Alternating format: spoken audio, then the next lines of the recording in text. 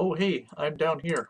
Ooh, travel down with me. You can see my collection of horror books. This is kind of going through a huge review of horror books that I have. So, I have a lot of horror comics and horror books. They're everywhere. A lot of what you see behind me right here is my collection. I was asked, do you have anything besides horror movies? And I said, yes, I do. You wouldn't believe the number of horror books I have. And other weird horror props. Like, don't even ask what these, yeah, they just keep falling out right here. Okay, so I thought I would start with the one thing that's probably near and dear to my heart, which is my vampire novels. My vampire novels are really, really cool. You can also see my cat right here, Sebastian. Hey! Vampire novels. I have a ton of them, and a lot of these influenced my current project for Dracula, which is the comic book I'm currently doing with Morgan Bernard. She is the artist currently on Dracula, and you can see them right there. So, what we have behind me, and Frankenstein sitting right there, or at least his monster, is a massive collection of horror books, including my awesome, huge Dracula novel. Look at this thing. Massive. So, I'm going to go through the vampire books, the top shelf first, because this video is long and my co-host for it is going to be editing it. The Supernatural Creatures and Lore co-host, definitely check it out. It's on iTunes right now and Google Play, and you can go there and listen to our podcast about Supernatural. I will do a Supernatural video myself for my Supernatural related items, and then me and my co-host Kat will do a Supernatural video in Providence, Rhode Island. We go to TerraCon in February, which we both can't wait for. We're actually going to go to H.P. Lovecraft's grave. It's going to be awesome. If you don't know who H.P. Lovecraft is, what the hell? First of all, you want to talk about big books? I have the Vampire book, the Encyclopedia of the Undead. Ooh, by J. Gordon Melton, PhD. He's a freaking doctor, and he wrote this book. Look at that thing. God damn, it's so big. Kind of a generic-looking cover. I've never been a big fan of this volume. This thing comes out every 3 years, and this is the third volume. The second volume had David, played by Kiefer Sutherland from The Lost Boys, on the cover, and this one has just some eyes, but God, look what they stuck on the back.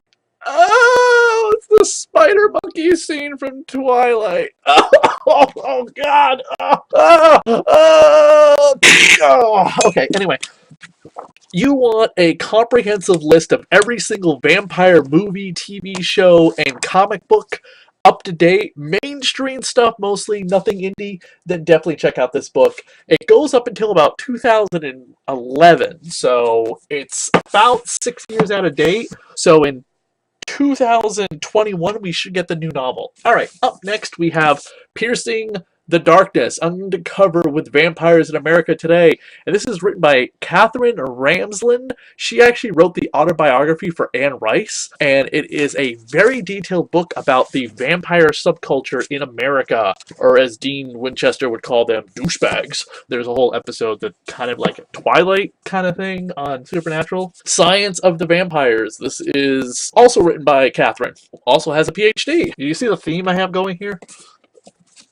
People with PhDs are writing vampire novels. This is Dracula, and he should probably be on the shelf with Dracula from Batman vs. Dracula. So now we have Vampires: The Occult Truth by Constantinos, whose name now escapes me. This is another occult parapsychology folklore book about vampires. The guy who wrote it is a New Yorker involved in summoning spirits and the art of magical evocation. So yeah, a lot of weird stuff there. We have the Vampire Bible. This is kind of like for kids. It's definitely found in the children's section of the bookstore. Don't ask me why. So we have the Vampire Haiku, and this is some of the most ridiculously bad written poetry you will ever imagine. Let me read you a passage. You should drink slowly and filter between your teeth in case of bullets. Oh, God. The puns in this thing are terrible. Everything I love softly floats up through the air. Her dust covers me. We hear sharp footsteps, and we both know who's coming. Death climbs up the stairs. And then it hits me. Vampires are dramatic.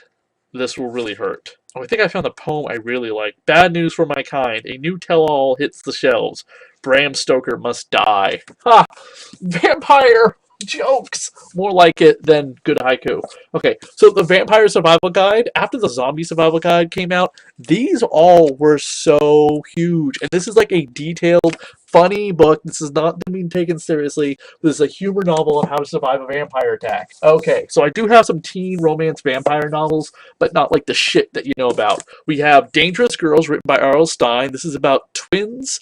One of them becomes a vampire. And then we have Dangerous Girls 2, where we find out that the father of the twins is a vampire hunter. And one of the two twins has been turned into a vampire. And they're written by R.L. Stine, who also wrote Goodnight Kiss and Goodnight Kiss 2, which was retitled Temptations, but they're part of his Fear Street novels. These are really good teen romance vampire stories. They're not cookie cutter, they're not heavy on the romance, they are violent and deadly and totally appropriate for a teenager. So, not so violent, but still not dumbing down the material like Twilight did. Alright, here we go. One of the greatest vampire novels ever written, I Am Legend, as written by Richard Matheson, made into 3 movies, one starring The Fresh Prince of Bel-Air, one starring the guy from Planet of the Apes, Charlton Heston, that was the Omega Man, and then one starring the late great Vincent Price. Next we have Dawn of the Dead, the script, by Quentin Tarantino and Robert Rodriguez, also starring George Clooney and Harvey Keitel, as well as Juliette Lewis. It's one of like Juliette Lewis's like first kind of movies. This was like in the mid-90s, right after Cape Fear. Really good vampire movie, not for children whatsoever. Okay, we have Abraham Lincoln Vampire Hunter. This is actually a good novel. The movie is garbage. And I have it signed by Seth Grahame-Smith. Yay! He also wrote the sequel, The Last American Vampire. I love that image from World War II of the sailor biting into the neck of the nurse. We have some kind of adult erotic. Okay, I'm probably going to put that away. We have Blood the Last Vampire, the actual original novel that the cartoon's based on. Woo, if you haven't seen the movie, it's kind of dated. The animation holds up, but the story is really lacking. I recommend Blood Plus, the Swedish novel which became the movie. Let the Right One In. So good. Read the book. It is very long, though. And then watch both versions of the movie. This is a really good movie, by the way. If you can find it online, it's free. It's called Seize the Night. If you like Underworld, you'll like this movie. This actress has actually been on my show before. Her name is Emma Dark. She is stunningly gorgeous. British, too. Very cool. I know, that's sacrilegious. So we have The Vampire Memoirs by Myra McCarthy. This is my favorite vampire novel of all time. I absolutely love this book. I've read it so many times. I would love to adapt it into a film or a comic book if I ever get the chance. Another great teen vampire romance that I read when I was probably a teenager in high school, which was 20 years ago. Yeah, I'm old. The Vampire Twins. Awesome vampire books. Twin brother and sister, and the brother becomes a vampire, and the sister doesn't know what to do about it after she finds out that her father is a vampire too.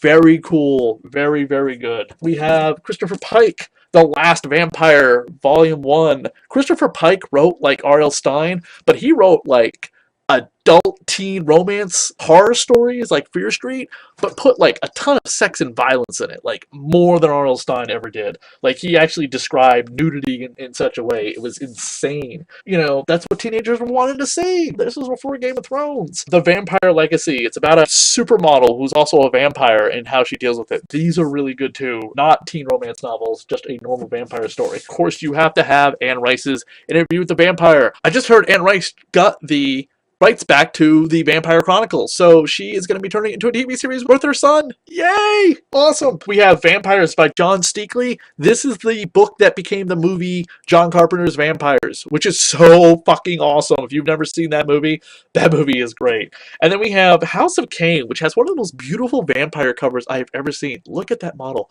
I would love to know who this is. Someone told me it's just a painting, but someone's also said it is an actual model.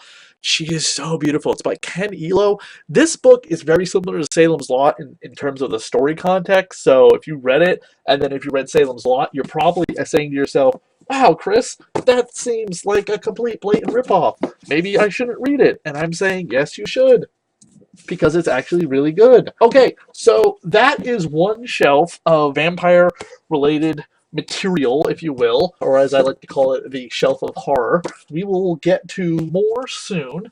Oh yeah, I almost forgot. The Strain by Guillermo del Toro, which is the TV series currently on FX. The TV series is okay during season 1. Season 2 is kind of hit or miss. Season 3 is meh, but I totally recommend reading the book. By the way, the audiobook for The Strain is read by Ron Perlman, as in Hellboy. It's so badass that he reads it. I mean, him and Guillermo del Toro, they're so cool. We will get into a whole collection of my Dracula novels in my next vampire horror book video review. Just kind of going through my collection.